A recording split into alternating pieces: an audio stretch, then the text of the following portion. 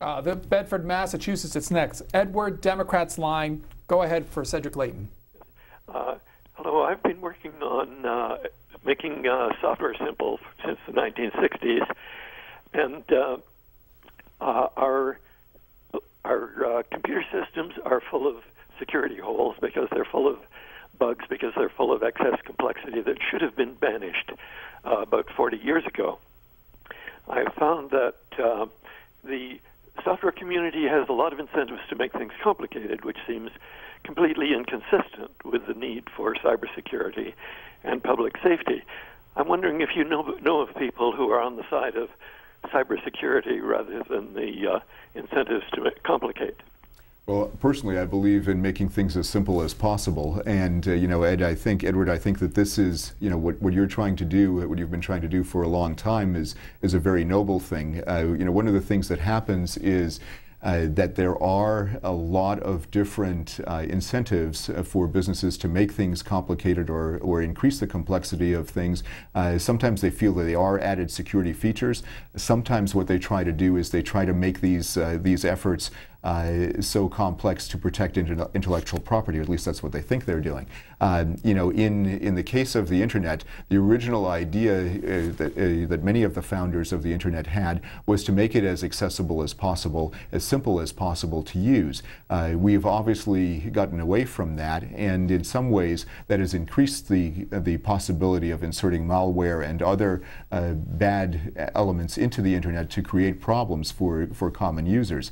But whether the systems are simple or complex, you will always find people out there that will try to manipulate those systems for their own personal ends. And that is where, you end up with a very, different set of circumstances. But there are cybersecurity professionals out there who are very much concerned with this, who strive to achieve as simple a system as possible, but as protected a system as possible. So there are several of us out there who believe in that. Does the average person with the average computer have to be worried about cybersecurity attacks? Absolutely. And here's why, Pedro. You have a system where people do all kinds of things. For example, there are things called phishing attacks, and phishing attacks are basically designed to tempt you. In a way, the phishing with a PH is very similar to the phishing with an F, and what you end up doing is you end up going in and you try to find patterns of behavior. You try to entice people with, let's say, you won the lottery, and we've got an unclaimed check for you in a Swiss bank or a Nigerian bank or whatever. I'd just love to share it with you. When you see stuff like that, run. The basic idea here is that everybody is at risk because the way in which people use the internet now makes them very vulnerable. And if you see an email, for example, if you see an email from somebody that you don't know, be suspicious. Be doubly suspicious if it has a link on it that leads you somewhere else, because most of the time these are the kinds of things that lead to compromise of credit card numbers, compromise of bank accounts, draining of bank accounts, things of that nature. And some of the most common things that actually happen to average everyday people is that each person who does banking is subjected to certain risks out there. And even if you're not engaged in online banking, there's still a possibility that a cyber attack could go after your bank account. So you need to be aware. You need to check your balances as often as possible. Usually, a minimum of once a week. I would recommend more often than that, but just make sure that you're looking at those kinds of things. That is the easiest way. For example, in Russia, one of the biggest things that they do, and now there are other places that do this, especially in Eastern Europe, people will go after credit card numbers. They will skim the credit card number. Let's say you go to a restaurant and have a waiter take your credit card. They can skim the credit card number and then sell that credit card number for a small fee, and they get money off of it. They don't really attack you directly, but what they do is they sell that number, and then the Russian and other criminal activities actually go after your details, and that information is then sold, and then bank accounts associated with those numbers are then accessed, or at least they attempt to access them. Two more calls. John on our Republican line is from Fort Lauderdale, Florida. Yeah, thank you for taking my call. I was in what he was just talking about. What do they have in place where you have all these coffee shops that have all the free Wi-Fi?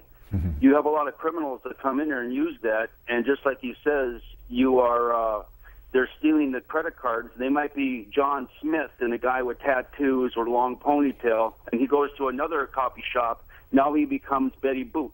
Mm-hmm. But Sure. how do we have a signature? I'm sure they're studying how the signature, and then put that in a program so when they see that again, it completely wipes it out. I hope we have something that we're working on that particular thing. The Predator would be great. Flies over, reads a city, takes it right out, and just keeps flying over. All the cities are looking for negative signatures. Thanks for taking my call.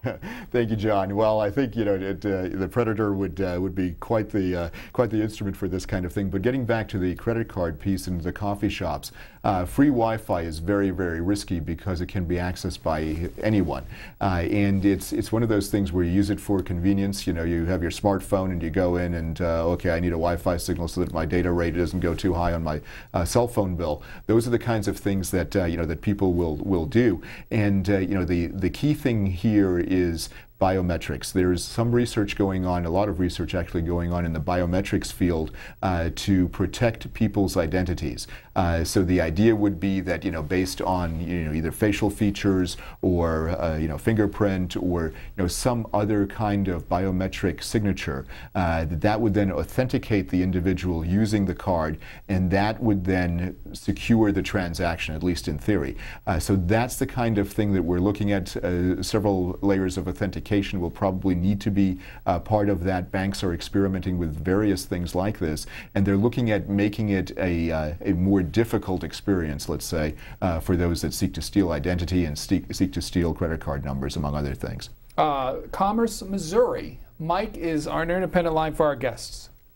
Yes, good morning, Colonel. Good morning. I have a question that's a little off the track. It's about Iran. Okay. Now, I think that, I believe at least, that Iran is developing nuclear weapons, and they are developing a delivery system for those nuclear weapons. Everybody thinks that that's to attack Israel, but I don't think that would happen because it would make the land uninhabitable.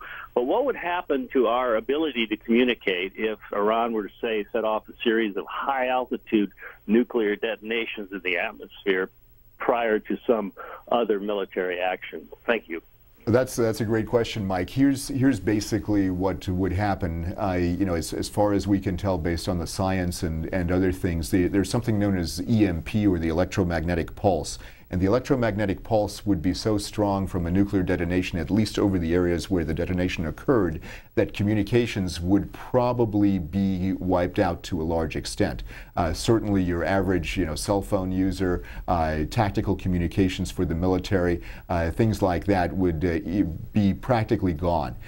So those are the kinds of things that could potentially happen. There are some ways to protect against EMP. There's a type of hardening, as they call it, that takes place for some communications links. There's also redundancy within communications links, and the military and others do that. They have redundant communication systems, but it would be a very bad situation, not to mention radiation and things of that nature that would be critical from a health standpoint, but significantly from a communication standpoint. Both telecommunications as well as cyberspace would be adversely affected by any nuclear detonation of that type as you describe it. Is there much concern as far as cyber attacks? We look at you talked about outside the United States, but what about within? Oh, absolutely. In fact, one of the callers alluded to the idea of insiders, and they don't have to be outside the United States. There are plenty of insiders inside the United States, resident within the U.S., that could potentially access systems. For example, the WikiLeaks case, allegations against Private Bradley Manning are such that he basically, as an insider with access, was able to download and then redistribute the whole traffic, all the traffic, diplomatic traffic, intelligence traffic from not only the Department of Defense but from the State Department and in some cases other government agencies. So there are insiders out there, and those insiders, who are all of us are insiders in one area or another, but insiders with malicious intent are a clear threat because they're susceptible, in some ways to social engineering, to blackmail, and they can circumvent all of the security features that are out there unless there are other security features built in place to track their traffic and to figure out what they're doing on their time on the computer. What's the skill level needed? The skill level needed for an insider? Not very much at all. You know, you could, with rudimentary education and some knowledge of computer, you know, workings, you don't have to have a computer science degree to go in and actually do some significant damage. And frankly, all you have to do is insert a thumb drive with a virus on it, and you can create a major problem. That's why, you know, for a long time, elements of the U.S. government banned thumb drives from certain computer systems. They're very convenient. But they're also able to carry viruses and malicious code, and it makes it very difficult for security elements to go after that. Colonel Cedric Leighton is retired. He's a former member of the Pentagon Joint Staff, also a cybersecurity analyst. Thanks for your time. Thanks so much, Pedro. Thanks for having me.